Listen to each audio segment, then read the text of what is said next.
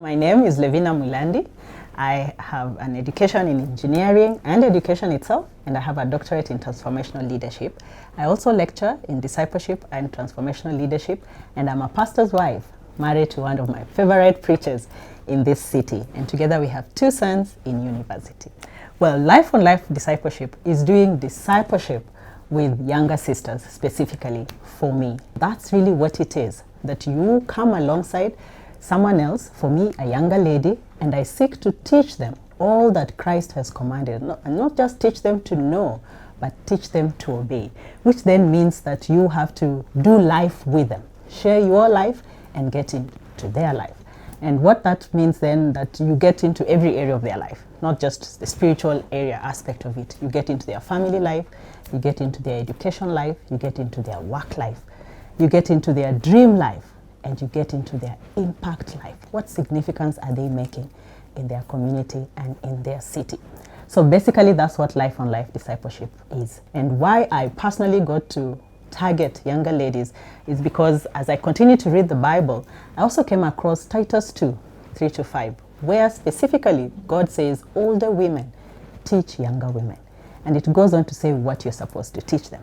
And so instead of trying to disciple everybody, that I came across, I began to target younger women, younger sisters for my discipleship, just to obey Titus in connection to Matthew 28. So that's what it is.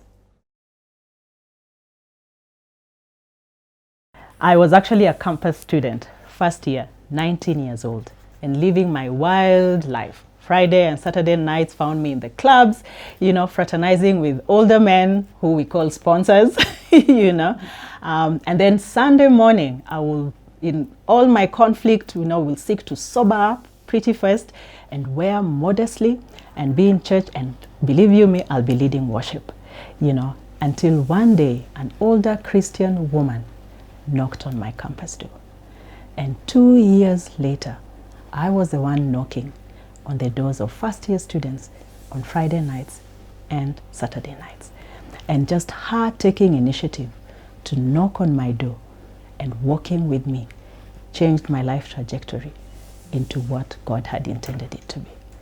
So since that initial time when I started knocking on first year's doors, after this older woman walked with me, I have been doing Life on Life Discipleship for the last 25 years of my life.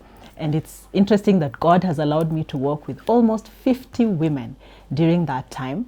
And they in turn have worked with other younger ladies in their lives, and their younger ladies have worked with others. And so approximately as we speak now, there are close to 200 women who are doing Life on Life Discipleship in this city. And that has just been incredible to see what God can do with one life committed to listening to Him.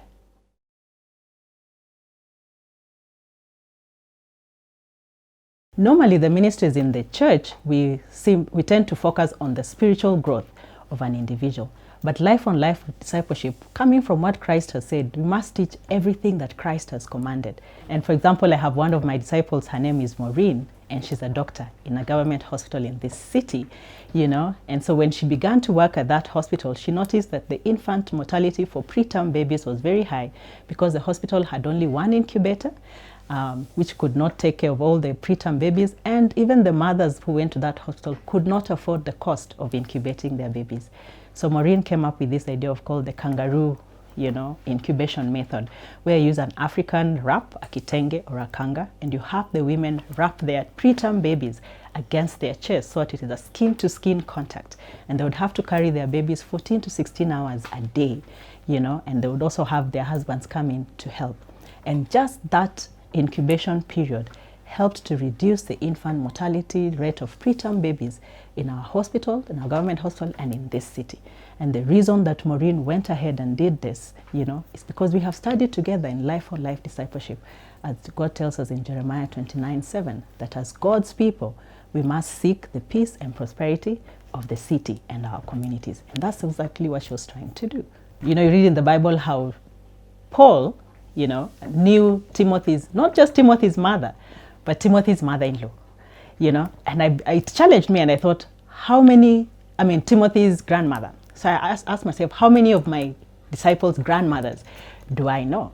So it got me traveling around this country, and I have traveled like 12 hours bus ride to go like to Mount Elgon to meet one of my disciples' grandmother. And that is just exciting. It changes me as I meet this old woman and listen to her faith, and see my disciple in that environment. It makes me grow, you know, into the kind of woman, hopefully, that God wants me to be. All women, there's a younger woman around you. There's definitely a younger woman around you. And so I would say first start by listening to God. Listen to his command. Listen to him as he opens your eyes to see the younger women around you. Many of us have many reasons why we can't do this. You know, we tell ourselves, I'm too busy. My kids are too young. I have nothing to give.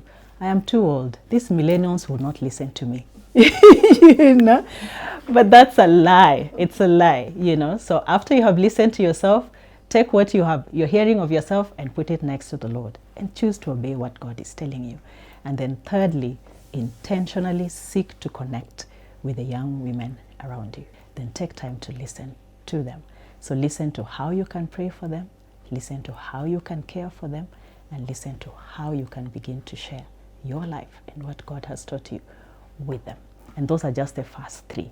For the next steps of what you would need to do with those young women once you have connected with them is actually what this book that Oasis International is publishing. And in there, you and I can meet again and talk more about, after the first three initial listening steps, what else do you need to do with young women so that you can walk with them life on life and help them be all that Christ commanded them to be.